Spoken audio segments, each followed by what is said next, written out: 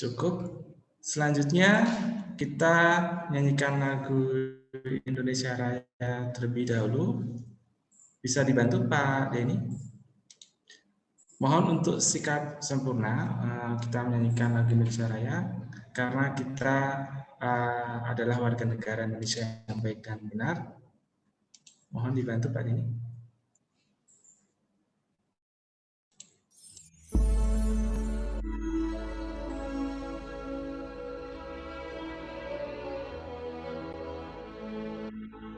Indonesia tanah airku, tanah tumpah darahku. Di sanalah aku berdiri, jadi pandu ibuku. Indonesia kebangsaanku, bangsa dan tanah airku. Marilah kita bersatu, Indonesia bersatu. Hiduplah tanahku, hiduplah negeriku, bangsaku, rakyatku semuanya. Bangunlah jiwanya, bangunlah badannya untuk Indonesia Raya.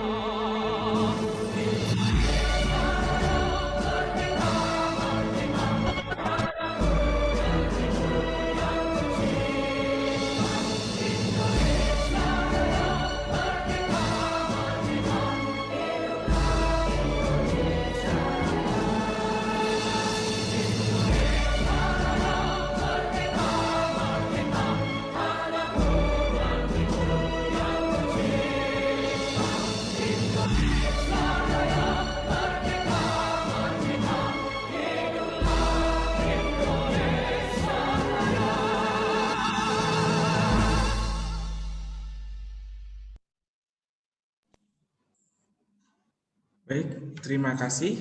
Selanjutnya kita akan memasuki acara inti yaitu webinar ke-8.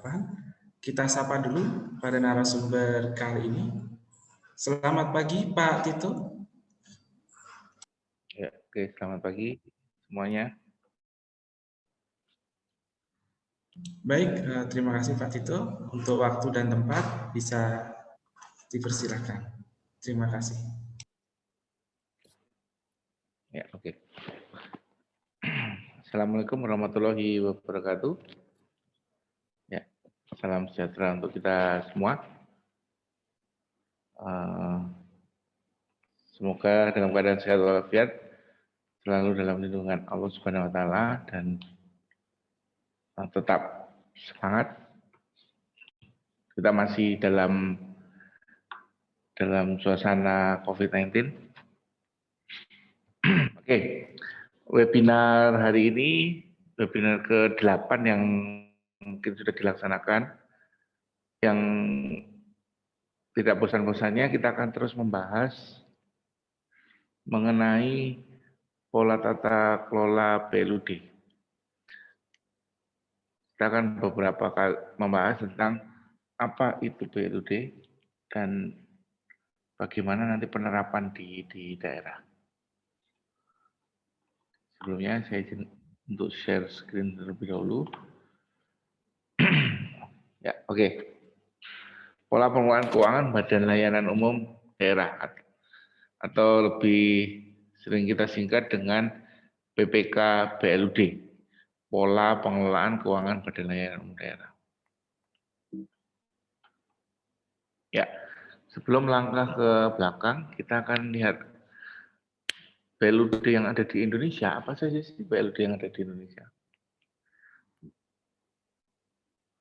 Yang sudah ada saat ini, yaitu tentunya rumah sakit umum daerah, ada puskesmas, kemudian ada UPDB, unit pengelola dana bergulir, ada parkir, ada wisata, ada spam, sarana penyedia air minum, ada transportasi, ada sampah atau persampahan,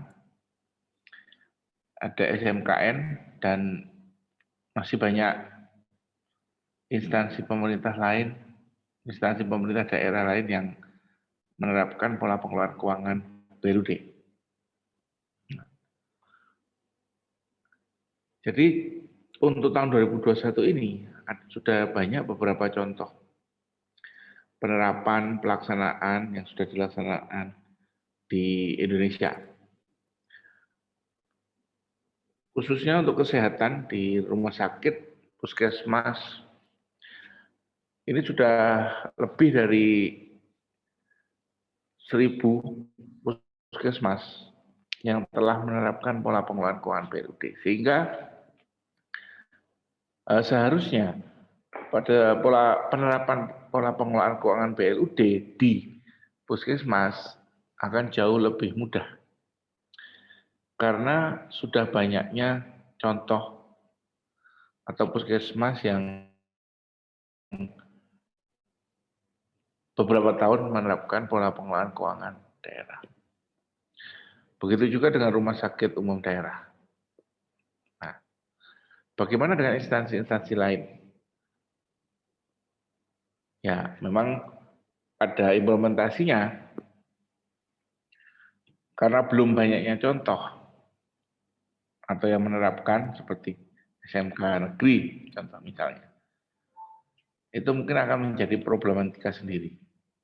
Akan tetapi yang harus dipahami adalah bagaimana konsep dasar atau tata aturan pola pengelolaan keuangan BLUD, sehingga semua instansi yang menerapkan pola pengelolaan keuangan BLUD memiliki tata aturan yang sama, dasarnya sama, tidak ada perbedaan, hanya konteksnya saja yang berbeda. Konteks atau ya, tema, bisnisnya, tusinya, tugas dan fungsinya saja yang berbeda. Cara pengelolaan keuangannya sama. Yang namanya keuangan ya, pola pengelolaan keuangan tentunya sama. Hanya berbeda nanti pada saat konten atau tugas dan fungsi dari masing-masing instansi tersebut. Nah, kita akan coba lihat Badan Layanan Umum Daerah ini apa sih? Di sini ya sesuai yang tertuang di aturan, dikatakan bahwa BLUD adalah sistem yang diterapkan oleh unit kerja pada satuan perangkat daerah. Ini sesuai dengan Permendagri nomor 79 tahun 2018 mengatakan BLUD adalah sistem yang diterapkan oleh unit kerja pada satuan kerja perangkat daerah dalam memberikan pelayanan kepada masyarakat yang memiliki fleksibilitas dalam pola pengelolaan keuangan, sebagaimana pengecualian dari ketentuan pengelolaan daerah pada umumnya. Bukan kelembagaan, peningkatan kinerja, tidak semata-mata mencari keuntungan, efisien, efektif. Jadi kalau kita bahasakan sendiri ya, dalam perangkat daerah, di kabupaten, kota, atau provinsi, dalam menjalankan perangkat daerah, dalam keuangannya diatur di dalam peraturan perundang-undangan yang dinamakan pola pengelolaan keuangan daerah. Bagaimana tata cara mengelola uang di daerah sebagai SKPD atau UPT dari SKPD. Pengelolaan keuangan daerah sudah ditentukan. Sudah ada aturannya. Sesuai dengan Permendagri 13 yang saat ini sudah diupdate dengan munculnya PP 12 tahun 2019. Kemudian untuk tata aturan lain ada Permendagri 90. Ini diatur keuangannya. Bagaimana mekanisme keuangan yang disebut dengan anggaran APBD, yang kita sering sebut dengan APBD, anggaran pendapatan belanja daerah. Bagaimana pengaturannya?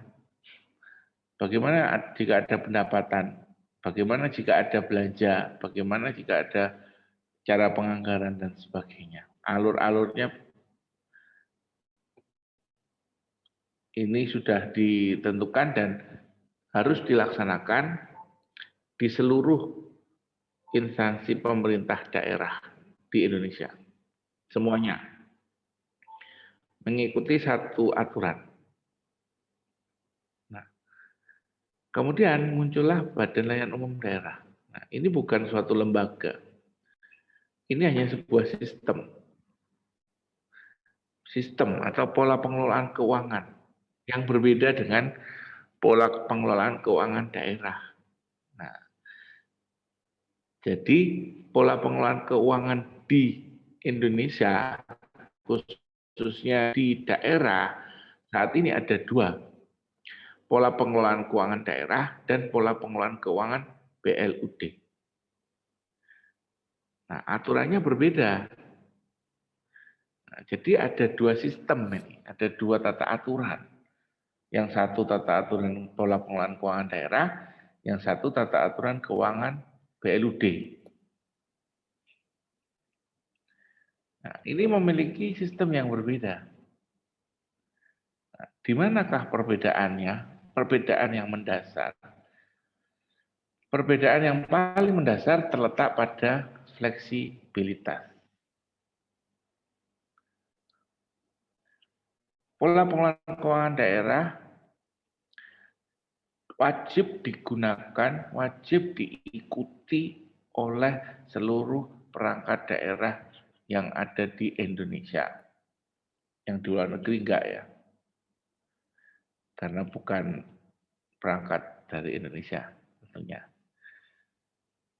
Jadi seluruh perangkat daerah di Indonesia ini harus patuh kepada aturan pola pengelolaan keuangan daerah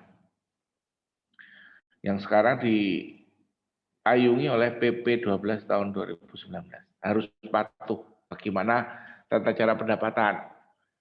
Kalau ada pendapatan, apa yang harus dilakukan?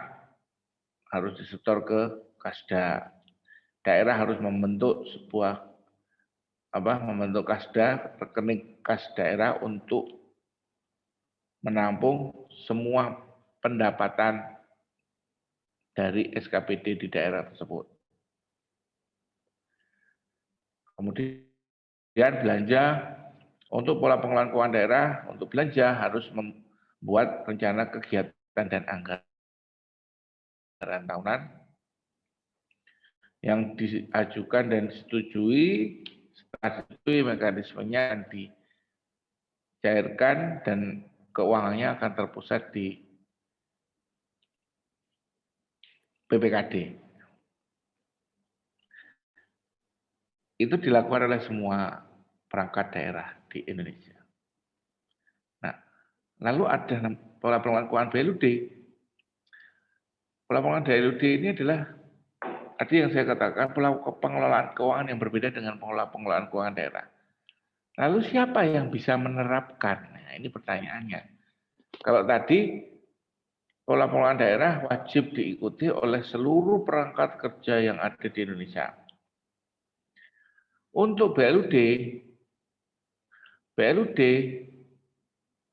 bisa diterapkan oleh perangkat kerja yang ada di Indonesia, tetapi tidak semuanya. Hanya yang memenuhi syarat. Nah, jadi ada syaratnya.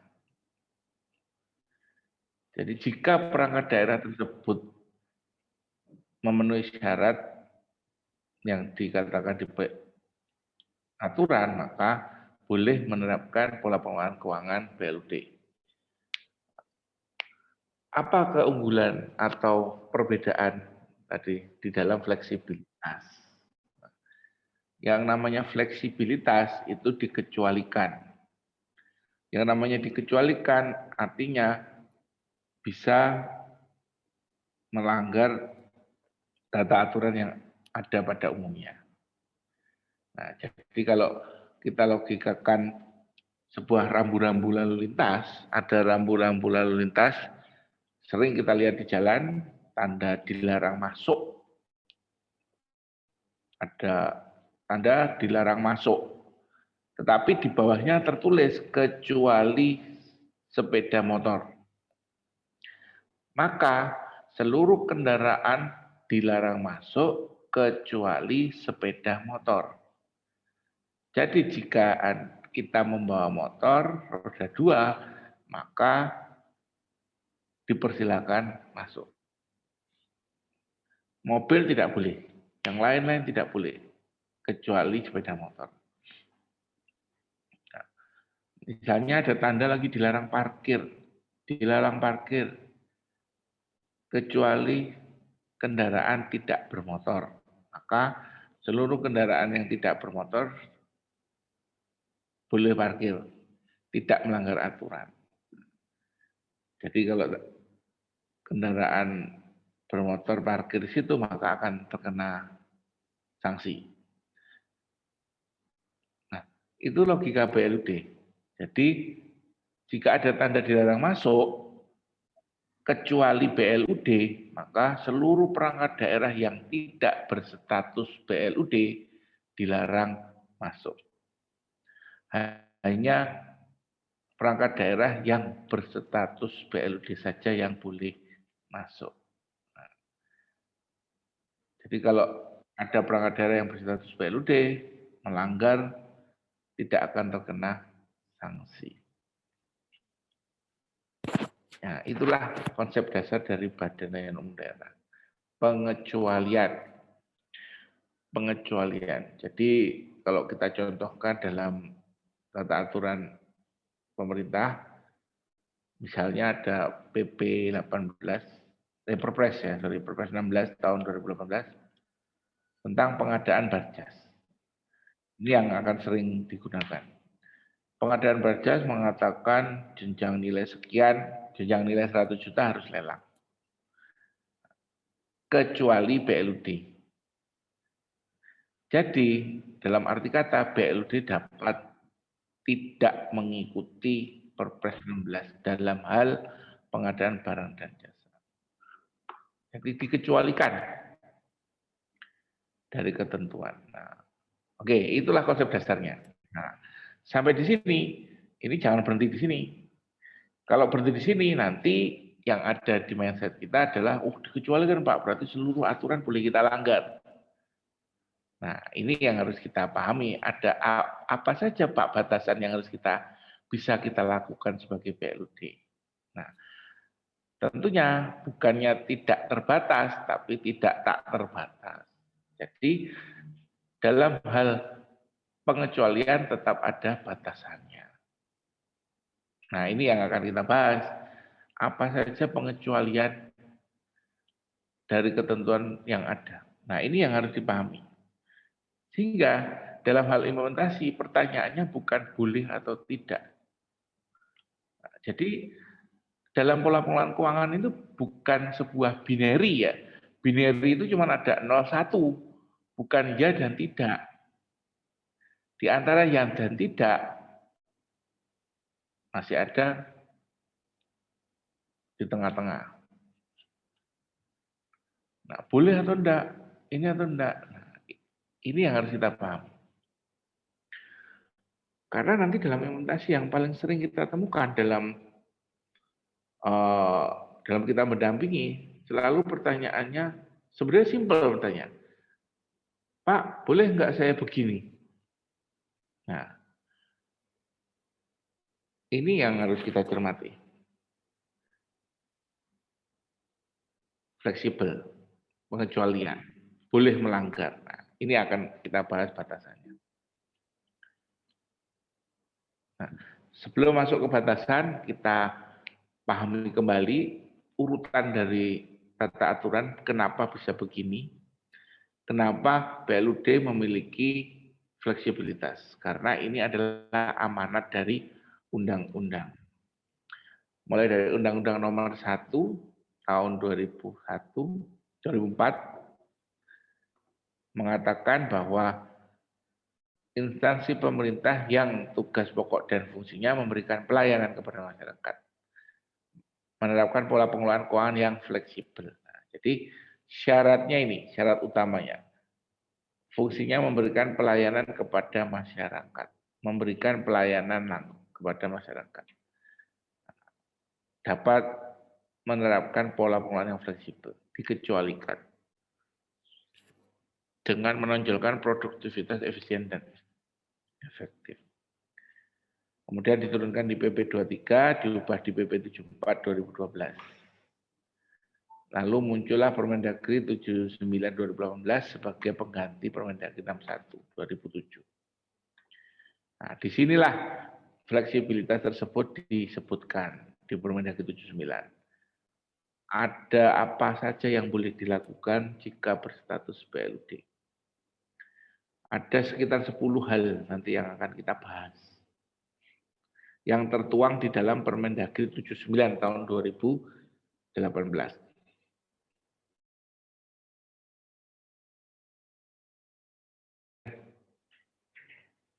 BLUD sebagai bentuk pengecualian. Nah, jadi ada di Permendagri 79 2018. Nah, ini apa yang kita bahas itu ada semua di sana. Jadi itu Permendagri 79 harus dibaca. Nah, ini yang kita ringkas. Ada 10 hal dari Permendagri 79 yang sudah kita ringkas, akan kita bahas sedikit di webinar kali ini. Yang ada di Permendagri 79 tahun 2018 mengatakan BLUD boleh apa saja. Nah, jadi kalau ada yang bertanya, Pak batasannya di mana? Batasannya ada di Permendagri 79 tahun 2018. Apa yang boleh, apa yang tidak bisa. Apa yang bisa dan apa yang tidak bisa. Nah, yang kemudian, kenapa ada peraturan kepala daerah Pak di bawah ini? Kemudian, apa yang digariskan oleh Permendagri 79 2018 yang diperbolehkan, artinya yang bisa dilakukan, itu sebagai bentuk pengecualian dari ketentuan pada umumnya harus dituangkan dalam peraturan kepala daerah untuk pelaksanaan fleksibilitasnya. Harus. Nah, disinilah masalah yang timbul di seluruh BLUD di Indonesia. Adalah di peraturan kepala daerah. Nah, jadi contohnya begini tadi, saya ulang lagi. Dilarang masuk kecuali sepeda motor. Nah, maka sepeda motor sebelum masuk dia harus memiliki SIM sepeda motor. Aturan khusus untuk sepeda motor di dalam. Maka jika sepeda motor ingin masuk ke dalam, maka dia harus membawa aturan sendiri. Dia boleh masuk, tetapi harus membawa aturan sendiri. Karena kalau tidak membawa aturan sendiri, maka dia akan tergolong di dalam tidak memiliki aturan. Karena aturan yang berlaku pada umumnya tidak berlaku untuk sepeda motor.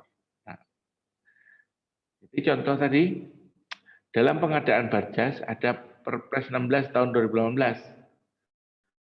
Karena BLUD tidak mengikuti Perpres 16 tahun 2018, maka BLUD harus membuat peraturan mengenai pengadaan barang dan jasa sendiri yang menjadi peraturan kepala daerah. Wajib. Kenapa wajib? Karena kalau tidak mengikuti aturan pada umumnya ya, nggak ngikut Perpres, maka harus memiliki aturan kepala daerah. Pak, aturannya apa untuk instansi saya? Ya, spesifik. Puskesmas untuk puskesmas, tidak bisa digunakan untuk rumah sakit. Jadi walaupun di daerah kita sudah ada rumah sakit Pak yang sudah BLUD, maka kita menggunakan aturan rumah sakit BLUD, tidak bisa. Setiap instansi yang menerapkan BLUD harus memiliki aturannya sendiri yang disahkan oleh aturan kepala daerah. Nah, ini yang harus dipahami. Problemnya di sini. Tidak ada aturan kepala daerah yang dibuat oleh instansi pemerintah yang menerapkan badan layanan umum di daerah. Karena tidak ada, tidak membuat, maka jatuhnya mengikuti aturan yang ada. Karena apa? Instansi pemerintah harus mengikuti tata aturan. Karena Anda difleksibilitaskan, boleh tidak mengikuti aturan pada umumnya, tetapi memiliki aturan sendiri. Jadi kasarannya, gampangnya itu, kamu boleh nggak ngikut aturan kita, tapi buatlah aturan sendiri. Aturanmu mau seperti apa aturan mainmu? Nah, yang penting kan juga tidak melanggar norma-norma. Norma-norma, ya banyak hal. Jadi ini ada aturan. Kalau kamu nggak mau ikuti aturan saya, kamu buat sendiri. Ya, dalam Perpres 16 tadi itu seperti itu. Pengadaan Barjas, kalau kamu nggak mau mengikuti Perpres 16, buat sendiri. Kalau Anda nggak buat sendiri, ya Anda harus ikut aturan saya. Kalau tidak ikut aturan saya, Anda mau ikut aturan siapa? Nah, pertanyaannya akan seperti itu. Itulah yang sering bermasalah, baik dengan auditor nanti, karena sudah berstatus BLUD, maka karena tidak memiliki aturan kepala daerah, ya tetap salah. Kenapa? Karena harus mengikuti aturan yang ada. Jadi kalau ada status BLUD tapi nggak punya aturan kepala daerah, ya jadi BLUD rasa SKPD, nggak ada bedanya. Karena apa? Harus mengikuti aturan yang ada. Jadi poin pertama, setelah menjadi BLUD, berstatus BLUD, buatlah aturan kepala daerah, wajib hukumnya. Karena tanpa peraturan kepala daerah tersebut, maka BLUD harus mengikuti aturan yang ada. Jadi BLUD rasa SKPD. Ya, seperti itu. Problem pertama di implementasi di Indonesia. Kurang dipahaminya mengenai tata aturan, sehingga tidak dibuatlah tata aturan khusus untuk BLUD. Ya, namanya khusus ya, tadi yang saya sebutkan di depan, ada puskesmas, rumah sakit, UPDB, ya khusus. Semakin banyak instansi pemerintah yang menerapkan BLUD di kabupaten atau kota, semakin banyak produk hukum untuk tata aturan tersebut. Nah, saya lanjutkan. Ada 10 hal ini yang harus kita cermati yang bisa dilakukan oleh BLUD. Tanda kutip, bisa dilanggar oleh BLUD. Melanggar apa? Ingat, yang namanya melanggar itu melanggar sebuah tata aturan, melanggar aturan yang ada, bukan semena-mena, beda ya. Melanggar apa? Nah, kita katakan melanggar aturan pola pengelolaan keuangan daerah. Yang dilanggar itu pola pengelolaan keuangan daerah yang difleksibilitaskan dari ketentuan pada umumnya. Itu pola pengelolaan keuangan daerah. Ada 10 hal. Inilah koridornya BLUD. Di luar ini tidak bisa. Karena ini yang tertuang di Permendagri 79 tahun 2008.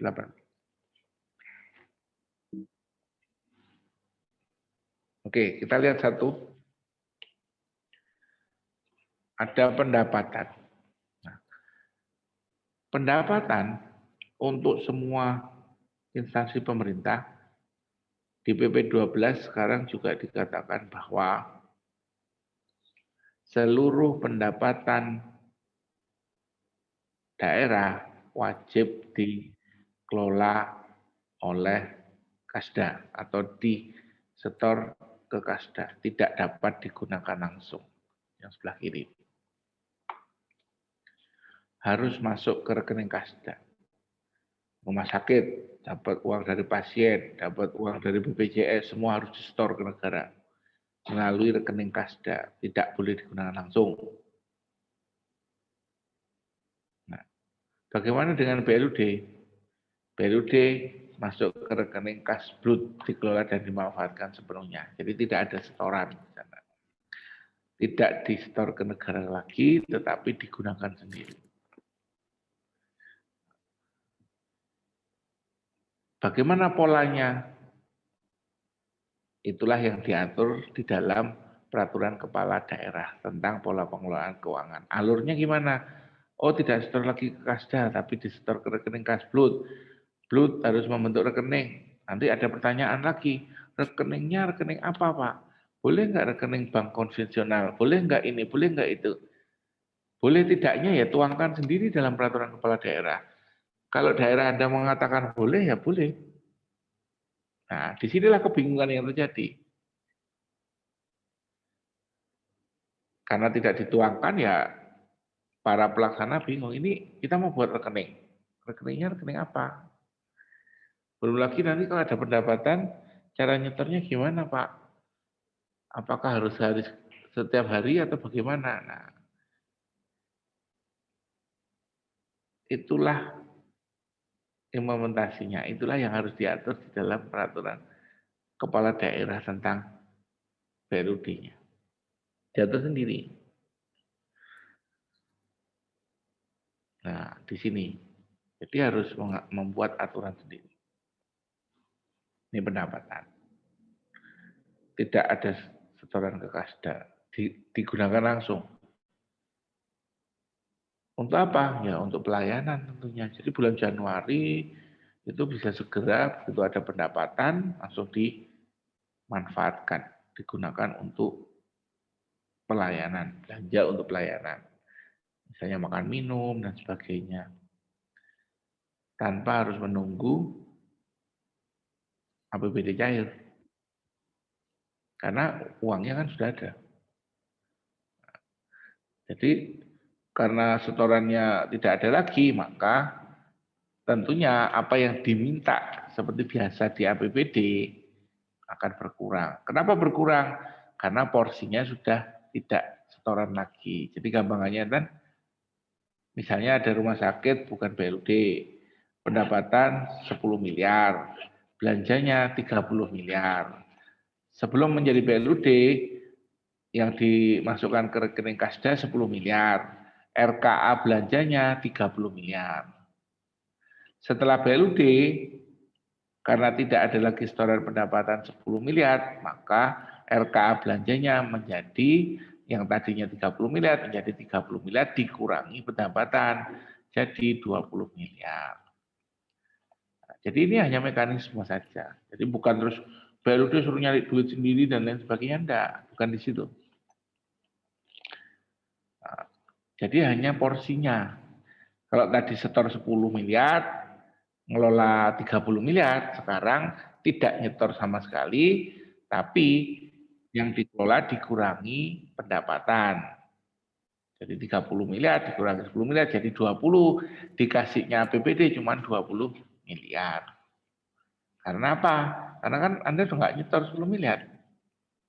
Nah, kemudian bagaimana kok kadang-kadang ditanya, gimana kita bisa ada semacam kelebihan ya, bukan keuntungan kalau saya bilang. Karena tidak boleh mengetahui keuntungan. Nah, dengan cara apa? Dengan cara melakukan efisien dan efektif. Anggarannya tetap, tapi lakukanlah efisien efektif. Nah, karena melakukan efisien efektif, nah, maka terdapat anggaran yang berlebih. Bisa digunakan untuk yang lain. Salah satu cara efisien efektif apa? Ya, kalau belanja itu jangan banyak-banyak. Disesuaikan dengan kebutuhan dan kemampuan. Beli obat, ya jangan langsung beli untuk setahun. Bisa beli untuk 3 bulan. Sesuai dengan kebutuhan, stok. Terus kalau beli barang ya yang di tempat yang paling baik. Bukan paling murah ya, paling bagus. Nah, tapi nggak bisa Pak kalau beli barang, kan ada perpresnya, kita harus ikut perpres. Itulah BLUD. Karena Anda BLUD, maka untuk melakukan efisien dan efektif, ya jangan ikut aturan itu. Kalau ikut aturan itu kan nggak bisa pasti. Itu kendala. Oke, kemudian belanja. Berikutnya belanjanya bisa melebihi pagu. Nah, sudah ada pagunya tapi bisa melebihi pagu untuk belanja. Bisa melebihi. Kenapa Pak melebihi? Karena pendapatan berlebih. Ada hal urgent yang harus dilakukan. Oke. Ini mungkin tidak akan saya bahas detail. Nah, yang ketiga, nah ini pengadaan barjas tidak mengacu kepada perpres pengadaan barjas, tidak mengikuti. Karena apa? Untuk efisien dan efektif. Saya mau melakukan efisien efektif, Pak. Pagu belanja saya 100 juta, 200 juta. Saya pengen 200 juta ini gimana ada sisa. Bukan mengurangi kualitas barang, tetapi melakukan efisien. Apa efisien? Ya, karena belanja barang yang diatur di Perpres 16 harus menggunakan e-katalog misalnya. Semua penyedia jasa harus ambil dari e-katalog. Di e-katalog tertuang harganya 200 juta untuk satu barang tertentu. Padahal di tetangga sebelah kita ada yang jual barang yang sama, kualitas sama, harganya 150 juta. Nah, karena harus menggunakan mekanisme pengadaan barjas sesuai dengan Perpres 16, maka jatuhnya barang tersebut 200 juta. Padahal kalau tidak menggunakan aturan Perpres 16, bisa melakukan penghematan sebesar 50 juta. Kenapa? Jika Anda BLUD, kenapa harus menggunakan Perpres 16? Sisa 50 juta itulah efisien dan efektif. Prinsip belanja atau dagang kan gitu. Ada barang yang harganya lebih murah, kualitas sama kan pasti kita akan ambil. Wong sama kok kualitasnya. Karena kan kenapa lebih mahal di pengadaan barjas Perpres 16? Karena mekanismenya membuat jadi mahal. Misalnya mekanismenya karena harus ada di e-katalog, penyedia tersebut ada di Jakarta, pusat kota, padahal kita di daerah. Dari pusat kota di daerah pasti ada harga tambah ongkir, tambah ongkos kirim. Nah, kalau kita ngambil di lokal, barangnya sama kok. Nggak perlu ongkir. Nah, kita kan sering gitu, kalau beli di luar kota ini ada ongkirnya. Ongkirnya harga barang sekian, 100.000. Ongkirnya 100.000, 200. Nah ini ada yang jual di sini. 100.000 nggak pakai ongkir. Kenapa tetap harus beli di luar? Karena apa? Karena aturan Perpres 16 tadi mengatakan harus beli di e-katalog. Nah, nggak bisa efektif efisien. Tapi kalau BLUD, kenapa harus mengikuti Perpres 16? Bisa dilanggar. Dengan cara apa? Membuat aturan sendiri. Oh, aturannya kalau Perpres 16, 200 juta harus e-katalog. Dibuat yang berbeda. Sebaiknya kita kalau e-katalog yang di atas 1 miliar aja lah. Yang di bawah 1 miliar itu untuk efisien efektif. Dikaji dan sebagainya. Dikaji dulu. Untuk apa? Ini alasannya. Ketersediaan barang lebih murah. Proses pengadaan sederhana dan cepat. Mudah menyesuaikan dengan kebutuhan BLUD. Ini alasan. Lebih bermutu, lebih murah. Nggak pakai ongkir dan sebagainya. Nah, ini berlaku untuk yang pendapatan jasa layanan. BOK misalnya contoh di Puskesmas, BOK atau APBD tidak berlaku. Yang berlaku dari pendapatan masyarakatnya. Yang fleksibel. Ya, oke. Saya lanjutkan. Kemudian pengelolaan piutang-utang. BLUD bisa melakukan utang dan piutang. Karena masalah cash flow, ada penundaan dan sebagainya, maka tapi ini harus jalan operasional. Cuma nggak ada duit. Duitnya akan datang bulan berikutnya. Karena masalah cash flow, maka dilakukannya utang piutang. Nah, jika SKPD biasa tidak boleh utang piutang. BLUD boleh lakukan utang piutang. Kemudian yang berikutnya 5 tarif. Nah, tarif ini ditetapkan dengan Perda, Pak, SKPD. Jadi kalau ada SKPD membuat ada pelayanan kepada masyarakat, tarifnya dari Perda. SMK negeri memiliki unit bisnis atau unit untuk TEFA ya, teaching factory ya. Itu tidak bisa menggunakan tarif, dia harus menggunakan Perda. Jika tidak ada perdanya, maka tidak boleh mengenakan tarif. Misalnya ada SMK di Jogja, ini ada SMK Negeri 6. Dia punya hotel. Kalau dia tidak berstatus BLUD, maka hotel tersebut tidak boleh ada tarif. Jadi gimana mau melayani orang, mengeluarkan biaya tapi gratis, tidak ada tarif. Kenapa? Karena tarif harus ditentukan oleh Perda.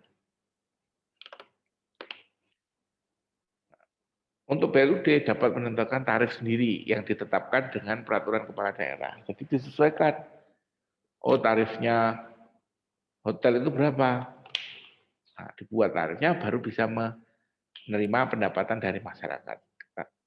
Kalau tidak ada tarif kan disebut pungli ya. Nah, ditetapkan dengan peraturan kepala daerah. Dibuat sendiri oleh BLUD tersebut, terus ditetapkan dengan peraturan kepala daerah. Hanya BLUD yang bisa seperti itu. Unit kerja yang lain tidak bisa. Harus menggunakan Perda. Nah, kemudian SDM di sini khusus untuk BLUD, fleksibilitasnya adalah ada 2 pegawai yang di BLUD, yaitu ASN dan profesional lainnya disebutnya. Profesional lainnya itu apa? Pegawai BLUD, pegawai kontrak BLUD. Dia bukan ASN, dia bukan PNS, dia bukan pegawai P3K, tetapi dia pegawai kontraknya BLUD. Kalau PNS kan pegawai negara, pegawai sipil negara. Kalau P3K kan pegawai kontraknya Pemda.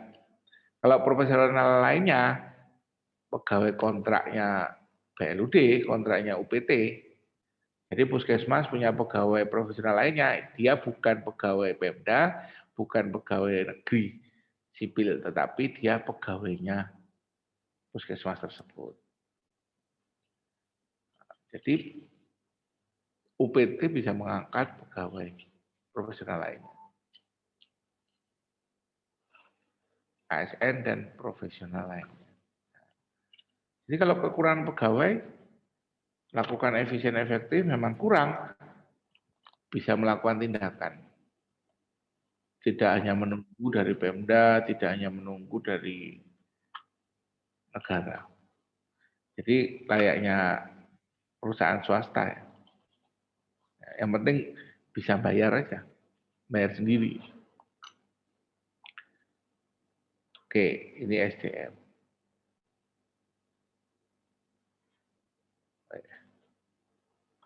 Ya, saya next. Yang berikutnya 7 kerjasama. BLUD dapat melakukan kerjasama. Kerjasama ini, kenapa SKPD tidak dapat melakukan kerjasama? Nah, kalau diamati di PP 50 tahun 2007 tentang tata cara kerjasama daerah, di sana dikatakan bahwa yang dapat melakukan kerjasama itu Pemda. Kemudian pelaksana teknisnya UPT. Jadi yang tanda tangan MOU kalau kerjasama ini itu harus Pemda dengan pihak ketiga. Kemudian pelaksananya diserahkan kepada perangkat daerahnya. Kan seperti itu mekanismenya. Tata cara kerjasama di daerah itu harus seperti itu. Jadi kalau ada kerjasama ya Pemdanya yang tanda tangan kerjasama, nanti pelaksananya dilakukan di UPT tersebut. Kalau BLUD, UPT-nya tersebut bisa langsung kerjasama dengan pihak ketiga. Boleh tanda tangan MOU. Bisa tanda tangan kerjasama langsung, tanpa melalui Pemda. Kerjasama ya jelas harus menguntungkan. Itu boleh langsung kerjasama. Oke. Berikutnya investasi. Ya. Bahkan BLUD bisa melakukan investasi. Boleh. Investasi jangka pendek. Deposito. Terus ya deposito biasanya. Surat berharga dan lain sebagainya.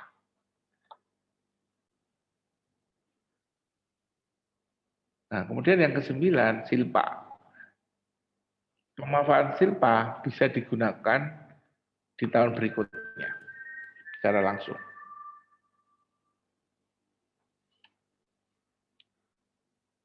Jadi kalau ada silpa, itu bisa langsung digunakan di tahun berikutnya tanpa menunggu PAPBD. Mendesak itu apa? Misalnya di rumah sakit, makan minum pasien habis, itu mendesak untuk pelayanan. Kategori mendesak itu adalah untuk pelayanan. Jika ini terkait dengan pelayanan, maka itu dikategorikan mendesak. Makan minum habis, makan minum pasien habis. Itu mendesak, bisa dilakukan. Makan minum pegawai habis, apakah itu mendesak untuk pelayanan? Kurang mendesak, bisa diabaikan. Jadi sesuatu yang mendesak itu adalah berhubungan dengan pelayanan. Jika tidak dijalankan, pelayanan terganggu, maka dikategorikan mendesak.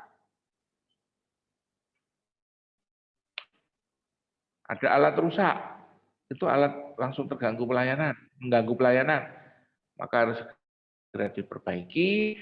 Gimana caranya? Tanpa menunggu perubahan APBD. Nah, jadi pelayanan di sini mendesak itu. Anggarannya belum ada, tapi harus dilakukan di PPD masyarakat. Itulah mendesak. Jadi kalau anggarannya belum ada nih kan sering gitu. Januari anggaran belum ada, tapi ada masalah ini. Harus belanja kita, harus beli makan minum pasien. Kalau nggak dilakukan, kerugian lebih besar. Pasiennya akan terdampak, Pemda terdampak, maka harus dilakukan. Maka silpa langsung bisa digunakan di awal tahun. Mendesak kok.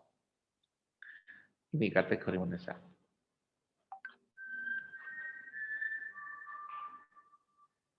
Ya. Nah, yang terakhir remunerasi. Nah, ini yang bisa diterapkan di BLUD menggunakan pola remunerasi. Sistemnya pakai sistem remunerasi, bukan hanya sistem dari pemerintah.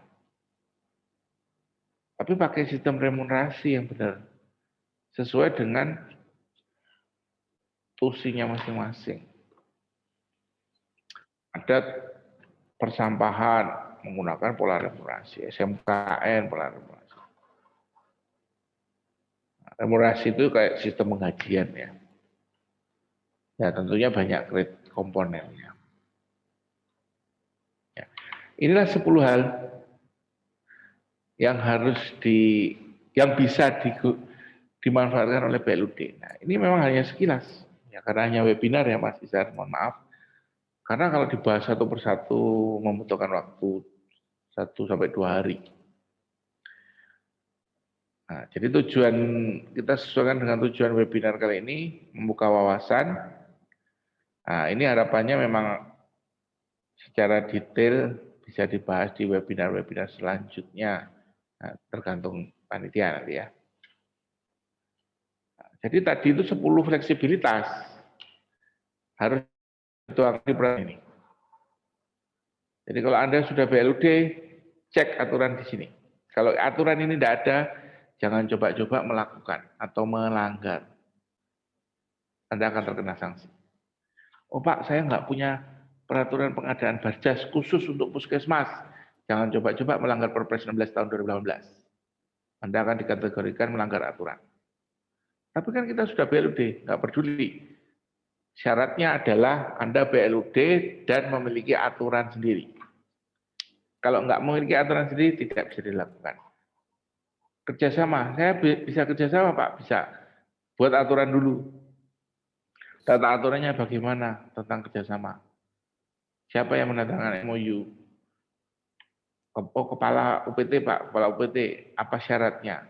Dan sebagainya. Dituangkan, baru boleh. Kalau tidak, auditor akan datang memeriksa dengan aturan yang ada. Jadi nanti auditor itu pertanyaannya gampang. Datang memeriksa, Anda BLUD? Ya, saya BLUD. Anda punya aturan tentang BLUD? Tidak. Ya udah dipakai aturan yang ada, selesai. Tapi kalau saya BLUD, saya punya aturan sendiri Pak, ini aturannya. Maka pemeriksa akan mengambil aturannya, memeriksa berdasarkan aturannya daerah tersebut. Tapi kalau nggak ada aturannya, maka pemeriksa akan mengambil aturan yang ada. Sehingga BLUD rasa SKPD, tidak ada gunanya. Apa yang Anda lakukan tetap akan salah di mata auditor. Jadi nanti seolah-olah kita kok BLUD kok masih disalah-salahin. Ya itu jawabannya, kenapa nggak ada aturan. Jadi pasti mungkin di sini ada yang sudah menjalankan BLUD seolah-olah kok salah terus. Katanya BLUD, kok nggak bisa ngapa-ngapain. Katanya BLUD, anggaran kok susah. Ini butuh beli, katanya BLUD. Kok ada yang mendesak untuk pelayanan kok nggak bisa beli. Nggak bisa pakai silpa, nggak bisa ini. Di mana BLUD-nya? Ya di situ masalahnya, karena nggak punya aturan yang jelas. Jadi memang harus dibuat, ada sekitar 16 aturan yang harus dibuat. Mulai dari pengelolaan SDM, pembinaan pengawas, remunerasi, tata kelola, register, dan seterusnya. Tinggal mana yang harus dibuat terlebih dahulu. Disesuaikan dengan apa yang akan dilaksanakan terlebih dahulu. Nah inilah tata aturan. Nah, tadi pasti 10 itu saya bingung Pak pelaksanaan detail. Ya karena penjelasan ini kurang lengkap hari ini. Secara detail ya bisa nanti silakan usulkan ke pelaksana webinar karena webinar ini kalau tidak salah akan dilaksanakan setiap 1 bulan sekali. 1 bulan 2 kali mungkin ya. Jadi insya Allah ada 20-an lah, 20 kali. Nah itu harapannya kan dengan topik yang berbeda-beda, dengan sasaran yang berbeda-beda. Karena instansi yang menerapkan BLUD banyak di Indonesia. Mungkin akan kita, ya panitia akan coba menggali satu persatu. Jadi problem pratika pertama adalah tidak adanya aturan di BLUD. Nah, inilah yang harus dicermati. Nah, jadi permasalahannya, kalau kita ambil kesimpulan di webinar hari ini, permasalahan yang sudah berstatus BLUD dan yang belum. Yang belum itu bagaimana menerapkan berstatus BLUD. Syaratnya apa sih? Jadi pembentukan pertama. Bagaimana cara pembentukan BLUD berstatus BLUD? Yang kedua, penguatan. Bagaimana tata aturan masalahnya. Dan SDM tentunya ya, tidak usah kita bahas lebih dalam, SDM pasti jadi permasalahan. Tata aturan dan SDM. Yang ketiga, BLUD yang sudah berkembang, yaitu pengembangan.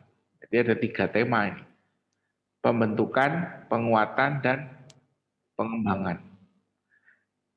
bagaimana pembentukan BLUD, bagaimana penguatan BLUD, bagaimana pengembangan BLUD. Nah, di sini saya yakin di 150 orang dikategorikan ketiga tadi. Ada yang baru membentuk, ada yang sudah dibentuk tapi bingung, ada yang pengembangan. Ini saya harus ngapain lagi nih BLUD-nya. Saya sudah bagus, ini harus bagaimana berkembang. Jadi 3, pembentukan, penguatan, dan pengembangan. Nah, di sini bisa dikategorikan ketiga. Nanti mungkin di dalam absensi bisa ditambahkan oleh panitia, peserta tersebut masuk di kategori yang mana? Pembentukan, penguatan, atau pengembangan. Sehingga bisa dikelompokkan kembali. Karena kalau webinar satu nanti ini yang webinar dari Januari sampai Desember sama terus ikutnya ya bosen saya kira. Apalagi ketemu saya terus ya bosen. Nanti kan silakan ganti topik, ganti tema yang menarik. Karena tujuan webinar ini memberikan seluas-luasnya pemahaman tentang BLUD di Indonesia. Karena problemnya cukup signifikan, baik dari stakeholder yang terkait sampai ke pelaksana. Itulah yang kita lakukan, yang kebetulan saya sendiri yang melakukan, bagaimana problematika di daerah tentang pelaksanaan. Mulai dari stakeholder, apa sih masalah di stakeholder, apa sih masalah di pelaksana. Nah, itulah yang kita analisis. Oke, nah, jadi inilah BLUD ya, mobil ambulan. Mobil ambulan itu boleh ngebut, boleh ambil jalur kanan, boleh melanggar lampu merah. Ini karena dia punya tata aturan sendiri dan alasannya adalah mendesak. Bawa pasien mendesak. Jadi unit perangkat daerah yang mendesak, apapun yang mendesak yang terkait dengan pelayanan, bisa melanggar aturan yang ada, tetapi memiliki aturan sendiri. Itu kata kuncinya. Jadi kalau ini sudah ada BLUD yang, saya sudah BLUD Pak, tapi masih kesulitan, cek dulu tata aturannya. Nggak ada sama sekali Pak. Ya udah, jelas itu problemnya. Saya nggak ada Pak ini, saya mau kerjasama nggak ada, nggak dia. Buat, nggak bisa buat. Nah ya itu problemnya Anda kalau nggak bisa buat. Ya dibuat.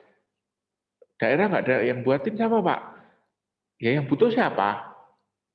Oh, berarti yang buat saya. Iya, tapi kok legalnya kepala daerah? Ya kan kita buat, diusulkan, diterima, disahkan. Kalau jadi sering pertanyaan yang buat siapa? Ya kalau jawaban saya yang buat itu yang butuh. Loh saya butuh apa? Ya butuh peningkatan pelayanan, butuh untuk fleksibilitas, butuh supaya aman dan sebagainya. Siapakah yang buat? Ya dinasnya. Nah, jadi kalau ditanya, karena baru ditentukan UPT-nya, ya dinasnya pasti yang harus membantu. Karena dinasnya kan tetap menjadi SKPD dari UPT tersebut. Oke, nah inilah sekilas mengenai BLUD. Jadi mungkin next webinar selanjutnya mungkin 1 jam ya efektifnya untuk webinar, karena kita ambil hari Sabtu weekend sambil santai. Alhamdulillah ini 150 ini orang-orang yang ingin berkembang untuk memajukan pelayanan di Indonesia. Karena memang jujur saya sebagai masyarakat awam kadang-kadang masih merasakan pelayanan di sektor publik lemah, terlalu berbelit-belit,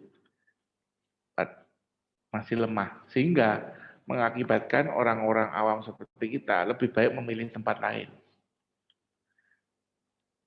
Jika ada pilihan, kita akan memilih tempat lain. Itu yang terjadi di masyarakat awam. Rumah sakit, pelayanannya kurang baik. Orang-orang awam yang tanda kutip mampu memilih, pasti akan memilih tempat lain. Puskesmas, sekolah SMK negeri memilih. Ya, ada yang nggak bisa dipilih, itu yang menjadi keunggulan dari BLUD. Penyedia air minum. Penyedia air minum kalau nggak BUMD ya nggak bisa. Tidak bisa memilih. Nah, jadi ya kadang-kadang pelayanannya juga kurang baik. Trans bisa memilih. Jadi dikembalikan ke customer. Selama customer bisa memilih. Jadi customer oriented pelayanan. Kalau pelayanannya bagus, ya pasti akan baik, pasti akan ramai. Nah itu. Ada suatu rumah sakit umum daerah yang baik, bagus, dia akan disenangi oleh masyarakat. Nah, itu sederhananya. Jadi bisnisnya di BLUD, kalau dikatakan BLUD kan berbisnis, Pak. Betul. Bisnis BLUD yang pertama adalah efisien dan efektif. Semua lakukan efisien dan efektif. Efisien, efektif. Penghematan anggaran. Ingat, efisien, efektif bukan masalah duit, tetapi efisien dan efektif. Bisa jadi lebih mahal, tetapi efisien, efektif.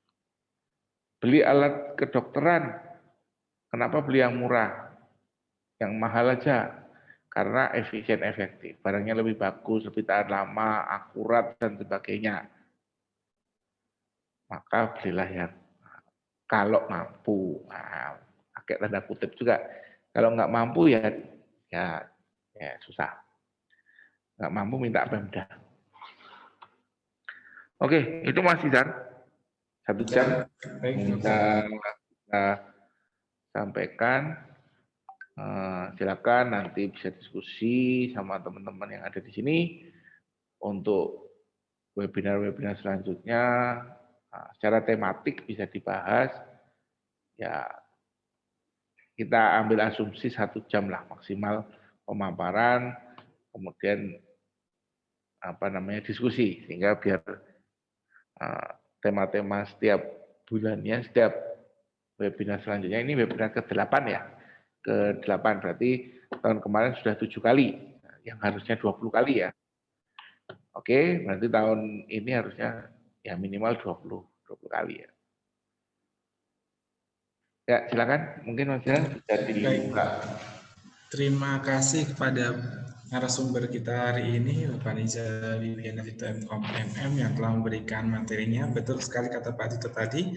Untuk hari ini memang kita mengulas ya, dalam artian memberikan mengulangi dan mengingatkan kembali mengenai BLUD supaya tidak lupa, ataupun terkadang orang akan lupa untuk apa itu BLUD dan bagaimana prosesnya. Nah, kali ini kita akan buka sesi tanya jawab. Di sini sudah ada beberapa pertanyaan Bapak Tito. Izin saya share supaya mempermudah Pak Tito untuk menjawabnya. Sebentar, saya share-nya. Silakan. Baik, di sini sudah ada yang pertama ya, Bapak. Sudah tampil? Mungkin? Ya, sudah. Baik. Yang pertama dari Pak Supriyadi, SMK Negeri 2 Jember. Selamat datang Pak Supriyadi. Monggo Pak Tito bisa dibantu. Ya, oke. Saya akan langsung menjawab.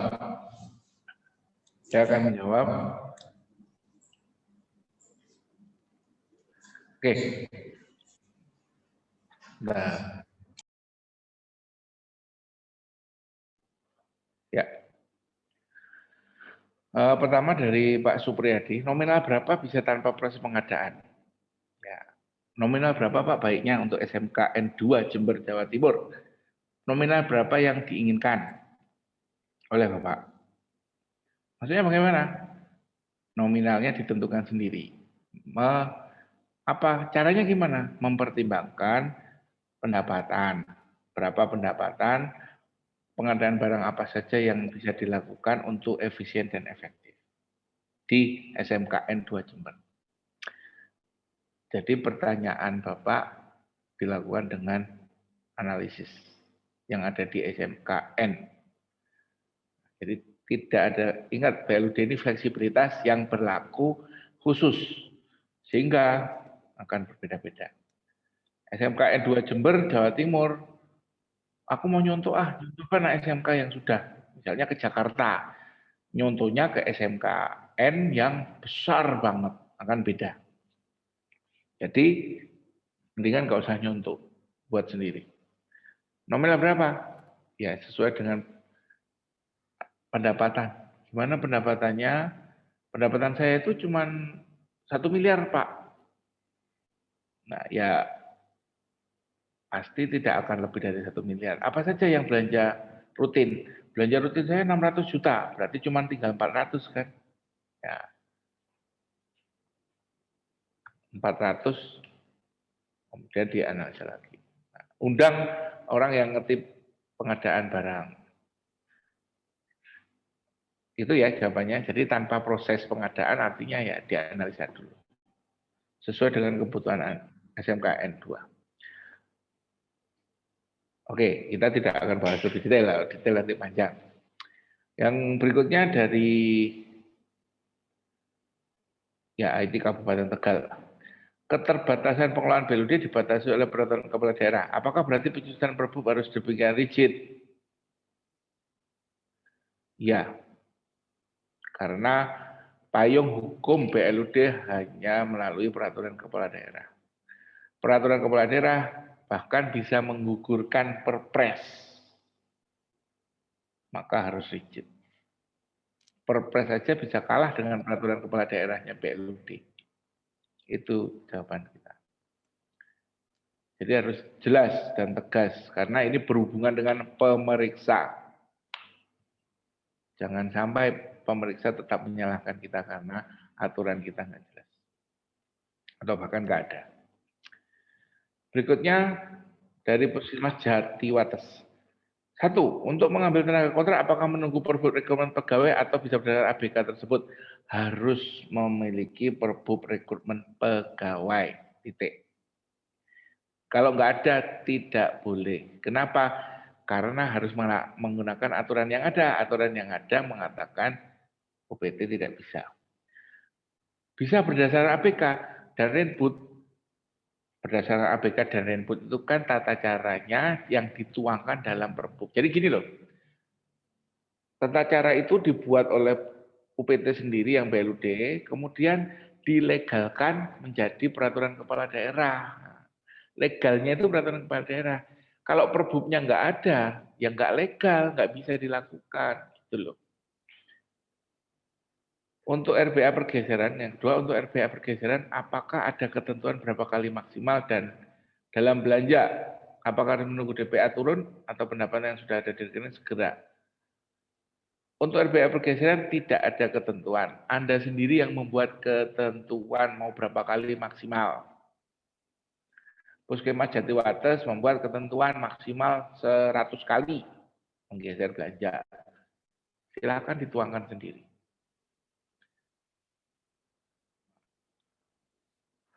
Diatur sendiri.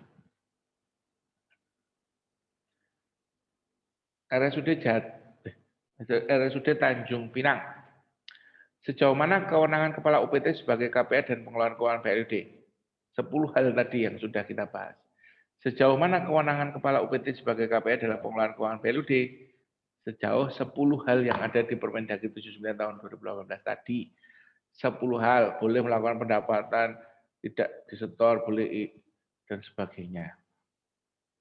Ya, 10 itu koridornya. Itulah Kepala UPT yang menjadi pemimpin BLUD nanti namanya. Dalam pengelolaan keuangan. Oke, next.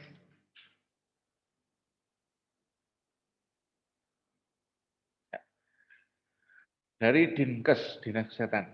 Perkadanya pasal-pasal maksudnya apakah perkada jadi satu atau sendiri-sendiri? Nah, setiap puskesmas boleh berbeda tentunya sesuai kondisi puskesmas tersebut. Terima kasih. Pasal yang tadi saya sebutkan itu adalah pasal yang tertuang di Permendagri 79. Permendagri 79 mengamanahkan. Nah, jadi ada 16, sebaiknya 16 itu dibuat satu-satu. Karena kalau dibuat menjadi satu aturan akan lama. Jadi mana yang urgent, mana yang dibutuhkan dulu, dibuat dulu. Satu-satu. Nah, tentunya untuk puskesmas bagaimana Pak? Karena puskesmas bisnisnya sama, ya satu aja aturannya. Tinggal dituangkan di dalamnya, misalnya kondisi puskesmas yang di pucuk gunung akan berbeda dengan yang di kota, gitu saja. Karena ini berproses bisnis. Puskesmas dengan trans, sama enggak? Ya beda kan, bisnisnya beda. Puskesmas dengan rumah sakit beda, fungsinya kan beda. Jadi kalau puskesmas dijadiin satu aja, seluruh puskesmas, tapi ada kondisi tertentu enggak? Ya dikaji dulu. Karena kan bisnisnya sama. Proses bisnisnya sama. Oke, dari BPK, sebagaimana saya ketahui BLUD memiliki dua sumber dana, yaitu BLUD dan APBD. Apakah fleksibilitas yang disebutkan tersebut juga berlaku untuk kegiatan dana APBD? Tidak. Yang tadi sempat saya singgung, sumber dana hanya yang fleksibel, hanya dari pendapatan. Itulah yang, atau jasa layanan, itulah yang disebut dana BLUD. Untuk APBD, contoh puskesmas, BOK, itu APBN yang menjadi APBD, tidak ada fleksibilitas. Jadi hanya pendapatan dari masyarakat. Ingat, yang fleksibel hanya dari pendapatan masyarakat. Maka dari itu, itulah yang menjadi syarat, istilahnya yang menjadi syarat di pembentukan BLUD. Jika tidak ada pendapatan sama sekali dari masyarakat, maka pola pengelolaan BLUD menjadi sulit untuk dilaksanakan. Karena apa? Ya tidak ada yang dikelola, nah, makanya gitu. Tapi bukan berarti harus besar ya, bukan. Jadi jangan keliru. Oh berarti harus pendapatan tinggi, enggak. Ada pendapatan yang dikelola, udah titik. Nah, jadi yang APBD tidak harus mengikuti aturan keuangan daerah pada umumnya, seperti SKPD lain. Nah ini harus tegas. Betul, BLUD fleksibel pakai aturan sendiri, APBD tidak. Jadi jangan keliru ya. Nanti puskesmas BOK juga tidak sesuai dengan anggaran, tidak ini salah. Oke lanjut, dari puskesmas Teupa Barat, apa saja yang dipersiapkan? Nah ini, pertanyaan apa saja yang dipersiapkan untuk bisa menjadi BLUD, itu tema berbeda ya Mas Izhar, silakan ditindaklanjuti. Karena memang belum dibahas di sini, karena panjang itu satu semester sendiri. Berikutnya, apakah puskesmas yang menjadi BLUD pendapatan juga dianggarkan dari Pemda? Ya, kan tetap ada dua. Terkait dengan yang di atas, BLUD dan APBD. Nanti BLUD itu ada pendapatan dari masyarakat, yaitu BPJS itu salah satunya. Yang kedua ya dari Pemda, APBD. Oke, next. Dari ya sebentar.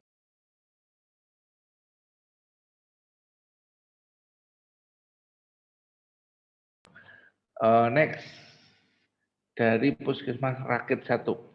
BLUD bisa mengangkat SDM. Untuk puskesmas syarat apa saja? Karena kita akan mengikuti aturan. Ya buat aturan sendiri. Punya aturannya enggak kepala daerah tadi?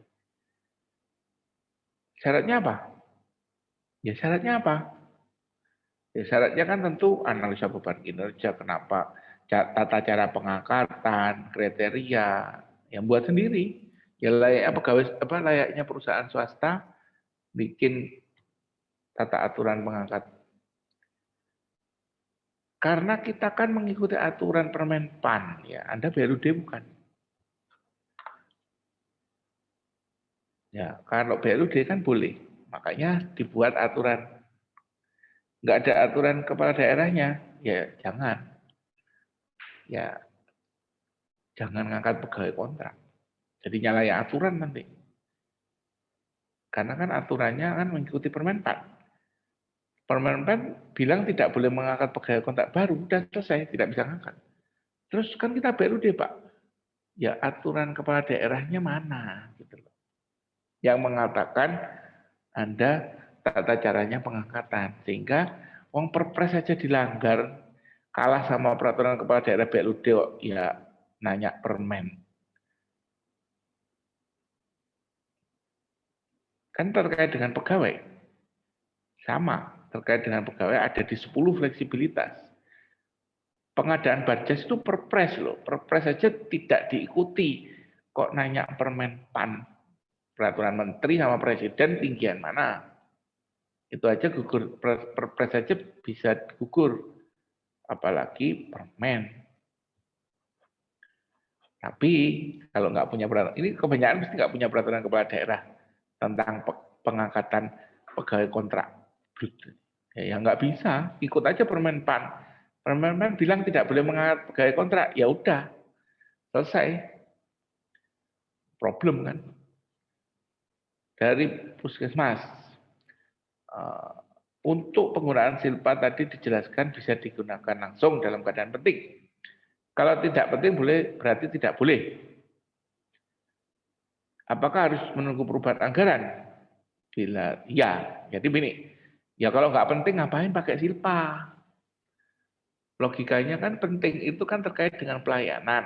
Apa yang tidak penting? Ya apa ada sih tindakan yang tidak penting itu yang nggak ada ya bagi saya. Semua pasti penting, hanya tingkat kondisi urgent-nya berbeda. Urgent itu kan ya kalau tidak dilaksanakan mengakibatkan kerugian, nah itu urgent. Tapi kalau tidak penting itu bukan tidak penting, tetapi kalau tidak dilaksanakan sekarang, dilaksanakan bulan depan tidak berakibat fatal bagi instansi. Itu kategori tidak penting. Jadi bukan penting dan tidak penting ya sebutannya. Kalau punya aturan, apakah harus menunggu? Ya. Jadi kalau tidak punya aturan kepala daerah tentang penggunaan silpa, maka harus menunggu perubahan anggaran dan menunggu diaudit BPK untuk penggunaannya. Titik. Kemudian terakhir, belum terakhir, masih ada dari RSUD Kota Tangerang. Ya, oke, terima kasih ini komentar. Terima kasih dari Bu Evi, RSUD Kota Tangerang. Ya betul, saya setuju. Nah ini masukan bagus ini untuk pelaksana, jadi mengundang stakeholder, betul sekali permasalahan yang timbul tadi aturan itu kan ada di stakeholder sebagai legalitimasi ya, legalitasnya lah namanya. Yang buat aturan, yang merancang, mengusulkan kan dari pelaksana. Aku tuh pinginnya kalau mau belanja pagunya 500 juta mbokan, baru ikut pengadaan Barjas. Nah, itu menyampaikan ke stakeholder. Kalau stakeholder enggak, kamu kok ngawur toh? Nanti kan begini. Saya enggak mau, nanti takut nanti dimarahin dan sebagainya karena enggak paham. Nah, itulah yang harusnya sama-sama harus dipahami, bukan hanya pelaksana. Oke, terima kasih. Next. Masih ada? Nah, ini sama. Ya. Oke, ini ada pertanyaan pejabat teknis fungsinya seperti apa? Karena belum pernah dibahas. Ya. Nanti tolong dibahas ya Mas Isar. Kapan mau dibahas? Nah, saya jawab aja. Pejabat teknis itu sama dengan PPTK, pelaksana teknis kegiatan. Fungsinya sama. Melaksanakan kegiatan teknis. Nah. Ya, pejabat teknis itu ya PPTK. Istilahnya kalau pejabat teknis itu kan di BLUD ya. Kemudian balik lagi RSUD Tanjung Pinang, apakah direktur rumah sakit bertanggung jawab kepada kepala dinas? Nah, bertanggung jawabnya beda-beda. Karena rumah sakit di bawah dinas kesehatan bertanggung jawab terhadap masalah kesehatannya. Nah, ini memang belum ada pembahasan bagaimana pelaksanaan rumah sakit dengan dinas kesehatan. Nah, ini saya sendiri belum bisa menjawab. Ini agak di luar konteks BLUD sebenarnya. Ya itu nanti coba kita tanyakan kepada, tapi aturannya memang belum jelas. Oke, lanjut Inspektorat Kabupaten Pacitan. Bagaimana status hasil pengadaan barang BLUD? Ya. Bagaimana status pengadaan? Nah, ini kan bagaimana status hasil pengadaan. Yang diatur, yang difleksibilitaskan adalah pengadaan Barjasnya, tata cara pengadaan Barjas. Hasilnya tetap tunduk kepada aturan yang ada. Karena hasilnya itu merupakan milik negara tetap. Nah, jadi yang diatur itu cuma pengadaannya, bukan hasilnya. Nah, itu yang harus dicermati. Pengadaannya fleksibel, hasilnya ya ikut aturan yang ada. Gitu. Jadi 10 hal yang difleksibilitaskan itu batasannya. Jadi, pengadaannya, nah hasilnya gimana? Hasilnya ya tetap tunduk pada ini yang dikatakan Pak Permendagri 19. Inspektorat untuk pengelolaan aset pada BLD diperlukan perkada enggak. Itu pedoman pengelolaan yang sama. Karena aset BLUD itu adalah aset Pemda, tidak terpisahkan. Cuman cara belinya, cara beli sendiri jadi aset Pemda. Ya, karena itu aset Pemda, pengelolaannya sama. Sesuai dengan pedoman pengelolaan barang milik daerah. Oke, itu Mas Izar, mungkin sudah habis pertanyaannya, silakan. Kalau masih ada pertanyaan lagi atau masih ada ya komentar, bisa diketik biar dipaste oleh Mas Izar. Oke, dari RSUD Sujono Selong ya. Apakah ada batasan maksimal? Maksudnya apa ini? Batasan maksimal pembukaan rekening operasional. Banyaknya rekening. Banyaknya rekening tidak ada batasan, tetapi yang diwajibkan hanya satu, rekening kas blut. Harus punya minimal satu. Kalau banyak-banyak juga buat apa? Kemudian yang kedua, untuk deposito apakah ada batasan maksimal? Kalau pertanyaan seperti ini sebenarnya bukan jawabannya, ini bukan ada batasnya, enggak. Ya dibuat batasan sendiri. Jadi logikanya gini, kalau mau deposito kan mempertimbangkan belanja dulu. Saya punya uang 1 miliar. Saya mau deposito 3 bulan. Berapa yang mau saya depositokan? Tentunya tidak boleh mengganggu belanja. Kalau didepositokan terus mengganggu pelayanan, nah ini kan nggak benar. Jadi batasannya ditentukan sendiri. Saya punya sisa silpa misalnya, silpa 1 miliar. Saya estimasikan untuk cash flow 3 bulan 600 juta. Berarti saya punya sisa 400 juta.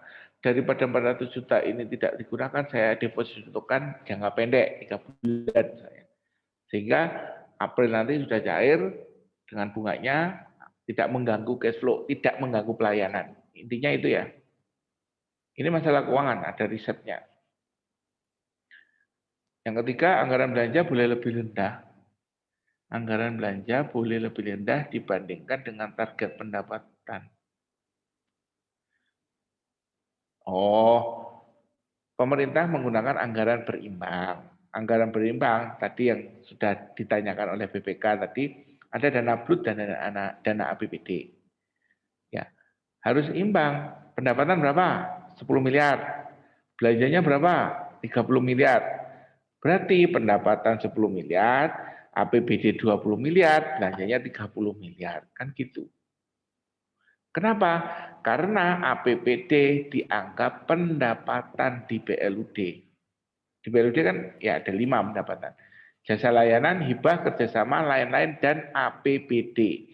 Jadi APBD itu dianggap sebagai pendapatan. Sehingga imbang.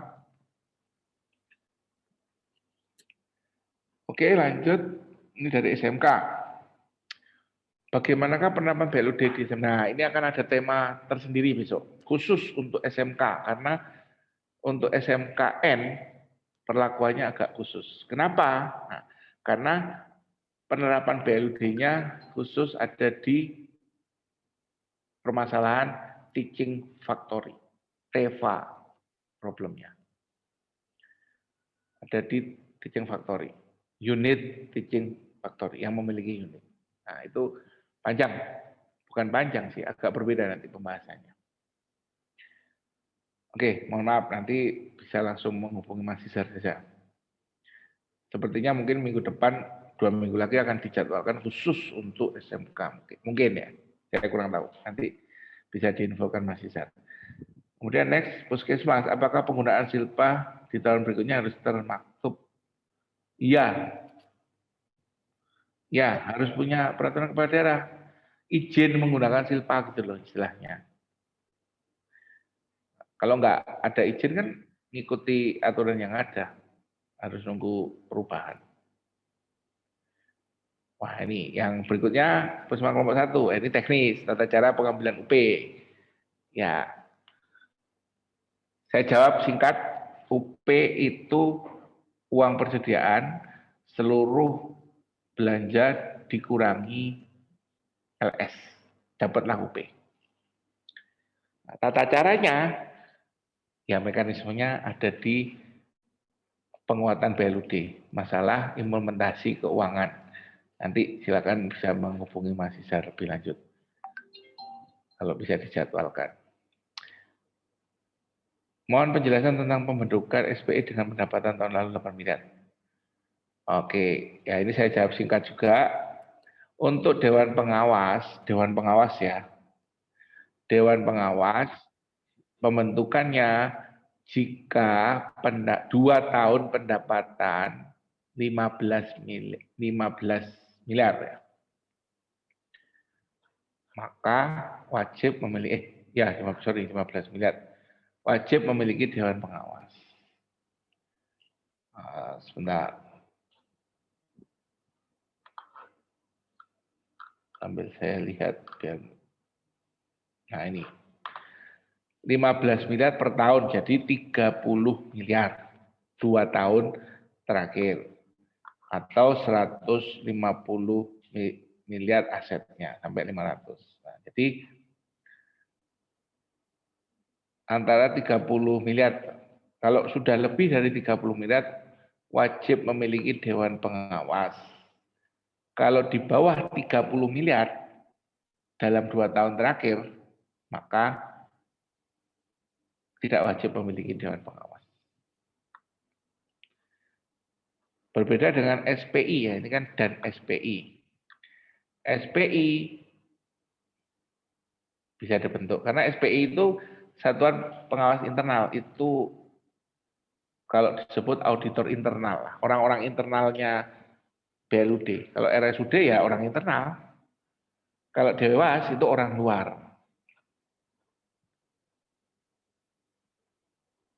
Oh, bisa. Oke itu ya dari Tati.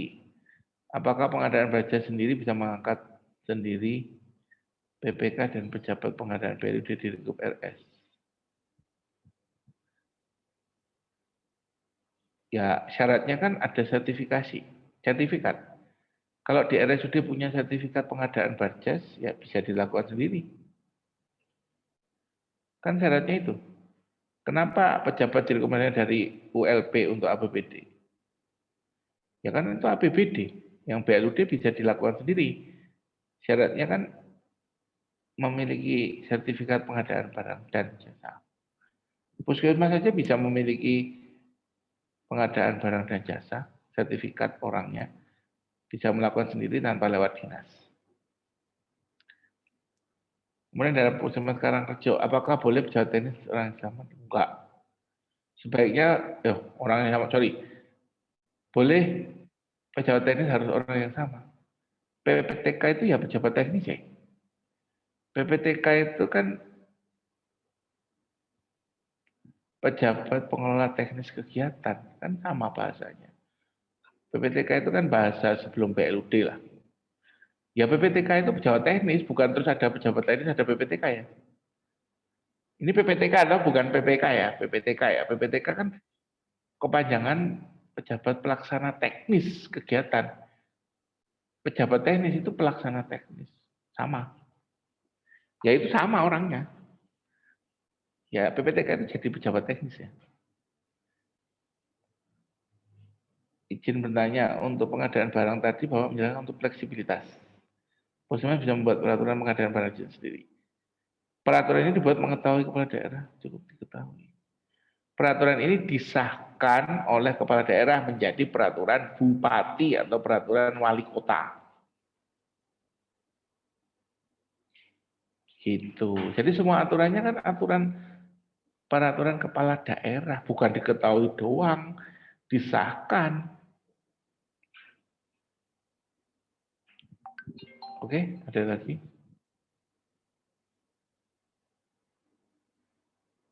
Dari puskesmas, banyak puskesmas ini hari ini. Ya karena memang puskesmas di Indonesia sudah lebih kalau 1.000. Kan total 9.000 ya. Oh udah lebih nih. Harusnya udah 50%. 50% itu udah 3.000, 4.000. Dari puskesmas kedua. Terima kasih. Ya, silakan menghubungi Mas Panitia untuk materi khusus. Karena kita ada 20 tema, ya bisa diusulkan. Jadi setiap minggu, setiap Sabtu ya kita sebulan 2 kali ya, setiap Sabtu mudah-mudahan lancar. Nah, silakan mengusulkan tema-tema, nanti kita akan biar dibahas oleh panitia.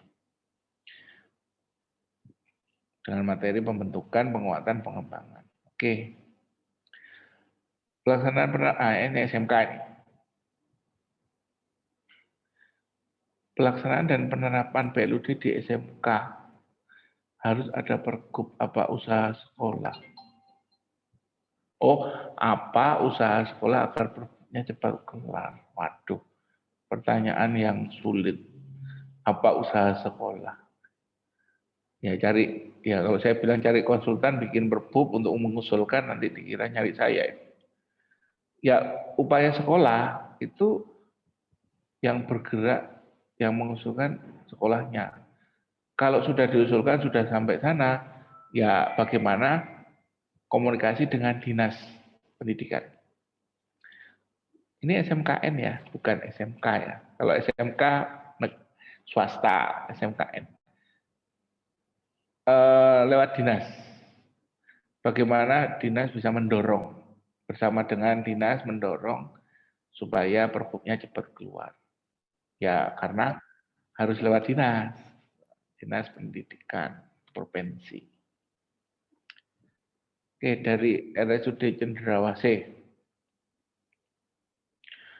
Dalam menggunakan silpa kita harus menggunakan pendapatan. Enggak. Silpa bukan pendapatan, ada rumahnya sendiri. Itu ada di materi penguatan BLUD, yaitu implementasi keuangannya. Bagaimana penganggaran silpa, bagaimana penganggaran pendapatan, bagaimana penganggaran belanja ada di sana. Jadi silpa bukan pendapatan, tapi pembiayaan, bukan pendapatan. Formatnya sudah ada di Permendagri 79 kok. Materinya berbeda ya, itu materi penguatan. Silakan nanti hubungi Mas Izar. Oke? Ya, oke. Mungkin mudah-mudahan semua pertanyaan bisa terjawab walaupun singkat. Untuk detailnya silakan kontak Mas Izar karena kalau detail pasti membutuhkan waktu yang cukup panjang sehingga kita masih ada 20 seri webinar tahun ini.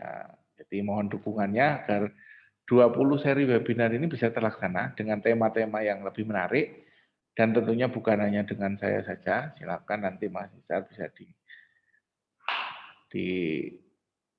ulang istilahnya dikaji ulang apa permintaan dari teman-teman dari yang hadir webinar pertama. Ini webinar perdana di tahun 2021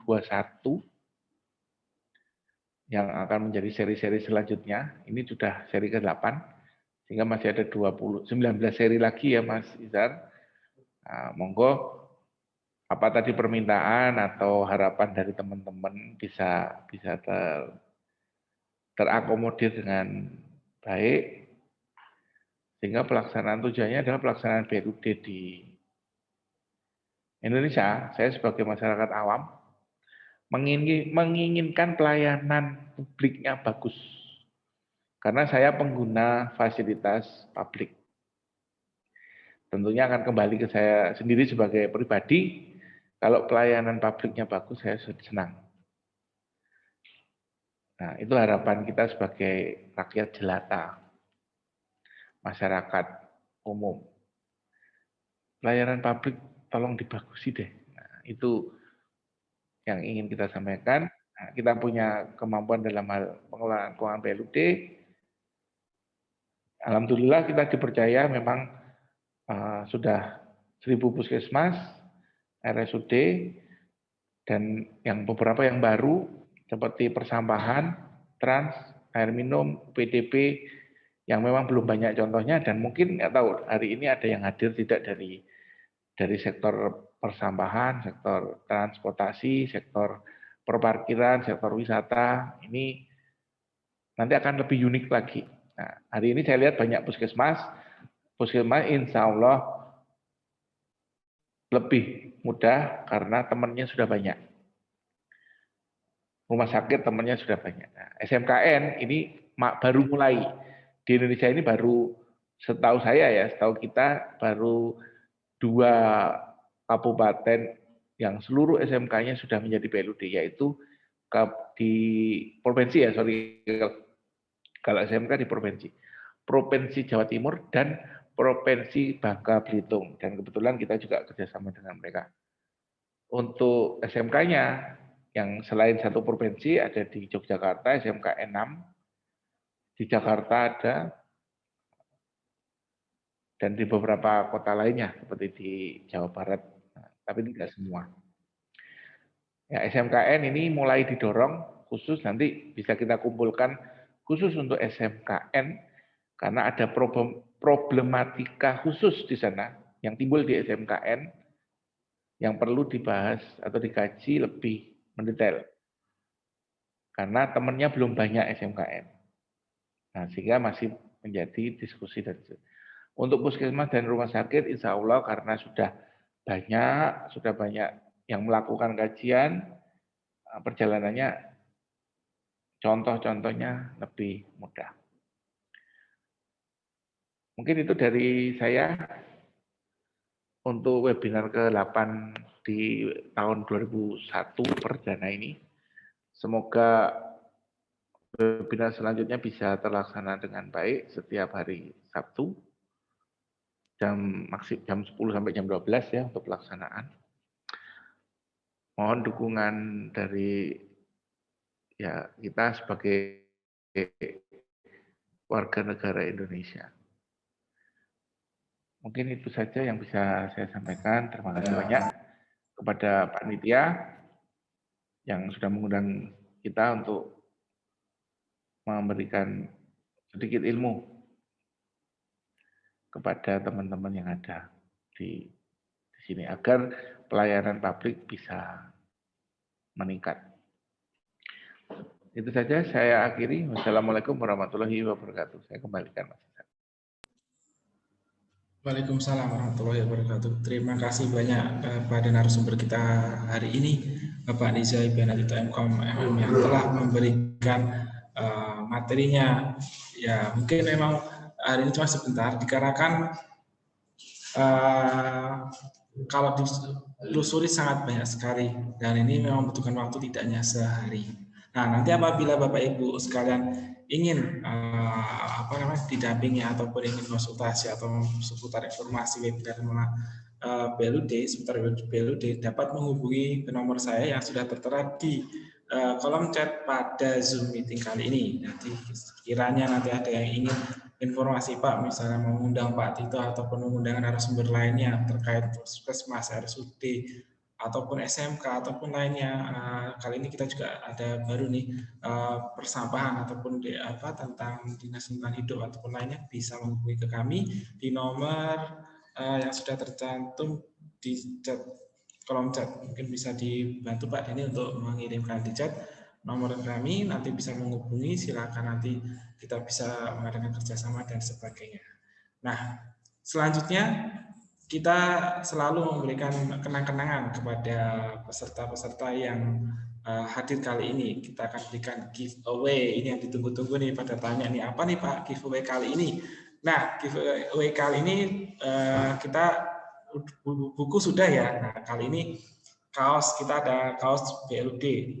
Nah, apa yang akan saya berikan tantangannya? Kalau kemarin tentang media sosial, terus kemudian tentang pertanyaan. Nah, kali ini saya ingin memberikan tantangan. Silakan chat yang pertama kali ke nomor saya yang tertera di dalam kolom chat Zoom ini. Silakan chat, berikan tanggapan ataupun pengalaman fleksibilitas yang ada di instansi Bapak Ibu sekalian. Nah, nomor yang pertama kali menghubungi ke saya akan mendapatkan kaos. Akan kami kirimkan ke tempat-tempat. Jadi sekali lagi, silakan kirimkan komentar fleksibilitas apa yang ada di instansi Bapak Ibu sekalian.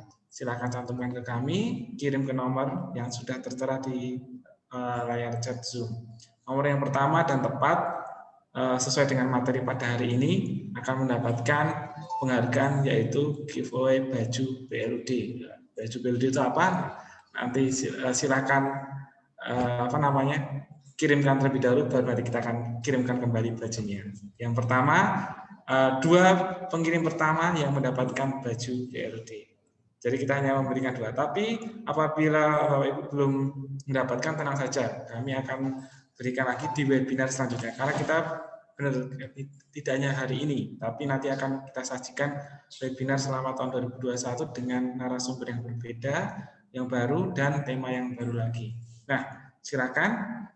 Selanjutnya ini ada pertanyaan, bagaimana mengunduh untuk materi dan sertifikat. Nah, untuk mengunduh sertifikat dan materi, saya izin share terlebih dahulu ya, supaya tidak ada yang kesulitan. Tapi apabila ada kesulitan atau problem masalah mengunduh materi dan sertifikat, dapat menghubungi ke nomor yang tertera pada chat Zoom kali ini. Oke, izin saya untuk share memberikan sedikit tutorialnya. Oke, Pak Denny sudah dapat di ini ya. Tampil Pak Den? Oke, baik. Silakan klik pada link learning.co.id pada website tampilan Mozilla ataupun Explorer ataupun yang lainnya. Silakan klik link learning.co.id seperti pada tampilan di sini. Kemudian silakan masuk atau login menggunakan alamat email yang telah didaftarkan sebelumnya. Jadi misalkan kita masuk ke Google, karena ini saya sudah masuk, jadi saya akan masuk. Oke, proses ya, kita akan masuk. Silakan menggunakan alamat email yang telah didaftarkan sebelumnya. Nah, saya menggunakan nama saya sendiri. Oke, kita masuk. Oke, proses. Oke, ini ya. Oke, akan lama sedikit. Pastikan sekali lagi alamat email yang didaftarkan sebelumnya. Didaftarkan kemana? Didaftarkan ke link pendaftaran. Nah, kalau tidak mendaftar di link pendaftaran, maka tidak akan muncul kelasnya. Jadi saya infokan sekali lagi, mohon didaftarkan terlebih dahulu ke link pendaftaran. Di mana link pendaftarannya? Sebentar, nanti akan saya kirimkan di kolom chat Zoom pada media Zoom. Nah, nanti akan muncul kelas pelatihan. Oke, kita cari pada kelasnya.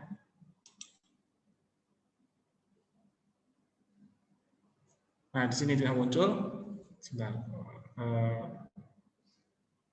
loading dulu. Tata aturan ya di sini dan fleksibilitas. Oke, materi sudah tersedia, bisa langsung di-download. Di sini sudah tersedia, silakan di-download. Kemudian untuk sertifikat nanti akan muncul di bagian ini. Nah, nanti seperti ini nanti akan munculnya, kemudian nanti bisa diikuti download. Nah, silakan untuk mengikuti alur tersebut.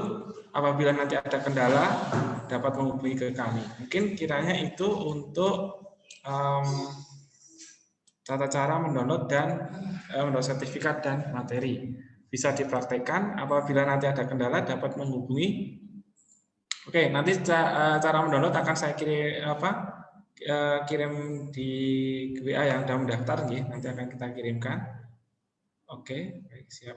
Nah, mungkin itu kurang lebihnya untuk tata cara mendownload sertifikat dan materi. Dari saya itu, sebelum kita akhiri, alangkah baiknya kita foto terlebih dahulu ya Bapak Ibu sekalian. Mohon dihidupkan layar video Zoom Bapak Ibu sekalian, sehingga kita dapat memberikan kenang-kenangan yang terindah bahwa webinar 8 ini di tahun 2021 ada wajah-wajah baru, mungkin sudah potong rambut ataupun menjadi lebih ganteng ataupun lebih cantik dan sebagainya. Monggo dihadapkan ke kamera dan dihidupkan kameranya, silakan. Karena di sini ada 7 layar, jadi kita akan saya hitung ya untuk foto. Silakan hidupkan kamera, mohon dihidupkan kamera Zoom, kamera Bapak Ibu sekalian, kamera handphone atau laptop untuk kita berfoto bersama. Baik, kita cek kembali sudah hidup semua atau belum. Oke, saya akan hitung ya Bapak Ibu sekalian, hitungan 1 sampai 7. Silakan. Oke, wah-nya ada yang pakai masker, ada tulisannya. Baik. Oke, pose dulu, saya hitung ya. 1, 2, mohon bersabar. 3, 4,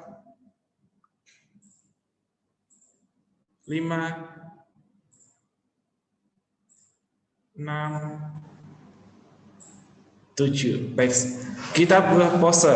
Sinkron mempunyai kode ya, kode seperti tangan kanan di atas huruf C, kedua tangan membentuk huruf C, kemudian disatukan, yang tangan kanan di atas, tangan kiri di bawah. Nah, ya satukan artinya sinkron, jadi sinkron. Oke, saya hitung lagi 1 sampai dengan 7, karena ini ada 7 layar, jadi mohon bersabar akan saya hitung 1 sampai 7.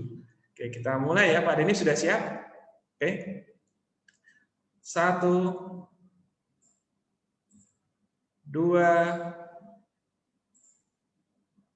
3, 4, 5, 6, 7. Terima kasih Bapak Ibu sekalian atas partisipasinya dan waktunya. Terima kasih Pak Fakir dan beserta keluarga ini, wah sambil liburan ini dan lainnya, Bu Jumiati dan Pak Sunarto, terima kasih yang lainnya, dan mohon maaf tidak bisa saya sebutkan satu-satu karena banyak, ada sekitar 170-an atau 80-an hari ini untuk masuk Zoom. Baik, saya harapkan webinar selanjutnya partisipasinya akan saya infokan ke nomor Bapak Ibu sekalian yang telah mendaftar. Partisipasinya untuk webinar selanjutnya dengan narasumber dan materi yang berbeda pastinya. Baik, untuk webinar kali ini, webinar ke-8, kita akhiri dengan berdoa terlebih dahulu agar ilmu dan pengetahuan hari ini dapat bermanfaat untuk kedepan kita semua. Berdoa menurut agama dan kepercayaan kita masing-masing, dipersilakan. Cukup, terima kasih. Akhir kata, saya ucapkan terima kasih banyak kepada Bapak Ibu sekalian peserta webinar ke-8 kali ini. Assalamualaikum warahmatullahi wabarakatuh. Tetap sehat, tetap jaga protokol kesehatan, jaga jarak, dan menggunakan masker. Berhubung saya di ruangan sendirian, jadi tidak menggunakan masker. Kalau di luar, silahkan menggunakan masker. Ya, terima kasih saya ucapkan. Sampai berjumpa di lain kesempatan webinar selanjutnya. Assalamualaikum warahmatullahi wabarakatuh. Sampai jumpa.